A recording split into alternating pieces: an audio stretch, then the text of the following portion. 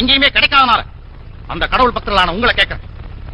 ஏயா நாய்களோடையும் பன்னிங்களோடையும் பசிக்கு போராடுற அந்த குழந்தை தான் நம்ம சொந்தம்னு உங்களுக்கு தெரியலையா? அந்த பசியை போக்க வேண்டியது நம்ம கடமைன்னு உங்களுக்கு புரியலையா?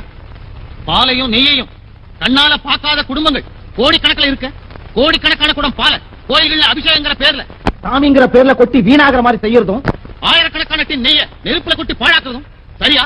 கடவுள் பக்தியை நாம இப்படித்தான் காட்டுறதா? கடவுள் கடவுள்னு சொல்லிட்டு இருக்கீங்களே, அந்த கடவுளை பத்தி உங்களுக்கு என்ன தெரியும்? அவன் மிக பெரியவன், சர்வ வல்லமை படைத்தவன், கருணை கடல், அப்படித்தானே? சர்வ வல்லமை படைத்த கடவுளுடைய சக்தியை நான் கேட்கிறேன். மக்கள் தவறு செய்யாம அவரால் தடுக்க முடியாதான்? ஆனா மூலையில முடுக்கல யாருக்குமே தெரியாம அவங்க செய்யற தவறையெல்லாம் கணக்கு போட்டு அவங்களுக்கு தண்டனை கொடுப்பாராம். முக்காலமும் உணர்ந்த கடவுள் இந்த மக்கள் தவறு செய்ய போறத முன்கூட்டியே அறிஞ்சு அவங்க தவறு செய்யாம இருந்து தடுத்திருக்கலாம். அதை விட்டு ஏது மரியாதை இந்த மக்களை படைச்சு அவங்கள பாவம் செய்யும்படி விட்டு அவங்களுக்கு தண்டனையும் கொடுக்கிற கடவுள் எப்படி கருணை கடலா இருக்க முடியும்? இவ்வளவு கடவுள்களையும் கோயில்களையும் கும்பிட்ட நமக்கு கிடைச்ச பரிசும் பேர் என்ன தெரியுமா? பணம் இல்லாத ஏழை நாடு, படிப்பறிவு